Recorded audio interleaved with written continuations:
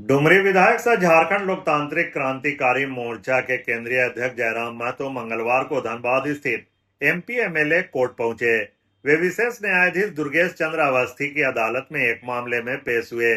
यह मामला बोकारो जिले के सियालजोड़ी थाना में दर्ज प्राथमिकी से जुड़ा है, जो वेदांता स्टील प्लांट के मजदूर आंदोलन से संबंधित है। पत्रकारों से बातचीत में जयराम महतो ने कहा कि उनका इस आंदोलन से कोई सीधा संबंध नहीं था और वे उस दिन घटना स्थल पर मौजूद भी नहीं थे। उन्होंने बताया कि आंदोलन स्थल पर लगे बैनर में उनकी तस्वीर होने के कारण उन्हें इस मामले में नामजद किया गया है, जो पूरी तरह से गलत है।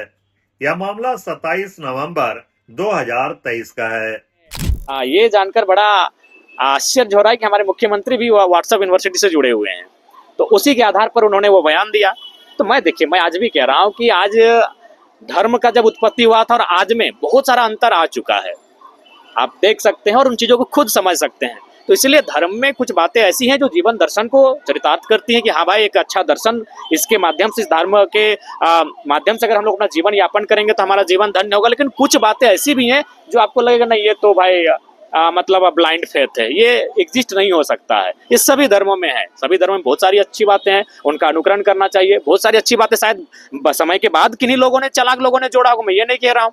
तो अंधविश्वास की अगर बात करें या कुछ ऐसे चीज़ों की बात करें, वो हर एक धर्मों में समाहित है। तो अगर मुख्यमंत्री चूंकि राज्य के मुखिया हैं, वो सभी धर्मों को रिप्रेजेंट कर रहे हैं, तो किसी ऐसे शब्दों का, ऐसे वाक्यों का प्रयोग करने से उन्हें बचना चाहिए जिससे किसी विशेष वर्ग को ठेस पहुंचे। अगर उन्हें बात ही करना चाहिए था तो जो भी इस राज्य में धर्म है, चाहे सनातन को मानने वाले, इस्लाम को मानने वाले, ईसाइयत को मानने वाले, सिख को मानने वाले, प्रकृति को मानने वाले, उन सभी धर्मों को थोड़ा थोड़ा उस विषय को उठाते हैं और उनको कहते हैं कि मेरे हिसाब से इस विषय में ये आस्था का विषय है, लेकिन ये अंधविश्वास का प्रतीक मालूम पड़ता है। चुनाव बंगाल में होने वाला है, इसको लेकर आप लोग की क्या प्रतिक्रिया? देखिए, विधानसभा चुनाव हम लोग लड़ेंगे। बंगाल जंगल महल का जो क्षेत्र है वहाँ हम लोग चुनाव लड़ेंगे। वो हमारा झारखंड ग्रेटर पार्ट का हिस्सा है, उसे हम लोग आज भी अपनत्व के रूप में मानते हैं। ये धनबाद का ही वो हिस्सा है। धनबाद का भी मानभूम था, वो पुरुलिया भी मानभूम था, तो निसंदेह वो हमारा भाग है।